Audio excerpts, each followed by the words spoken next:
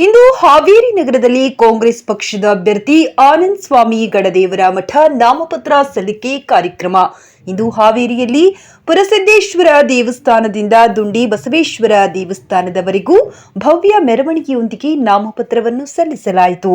ಇದರಲ್ಲಿ ಪ್ರಮುಖರಾದ ಆನಂದ ಸ್ವಾಮಿ ಗಡದೇವರ ಮಠ, ರುದ್ರಪ್ಪ ಮಾನಪ್ಪ ಲಮಾಣಿ, ಕೊಟ್ರೇಶ್ ಬಸಿಗಣ್ಣಿ, ಹನುಮಂತಗೌಡ ಗಡ್ಡಿ ಪಕ್ಷದ ಕಾರ್ಯಕರ್ತರು ಇನ್ನು ಅನೇಕ ಹಿರಿಯರೊಂದಿಗೆ ನಾಮಪತ್ರವನ್ನ ಸಲ್ಲಿಸಿದರು.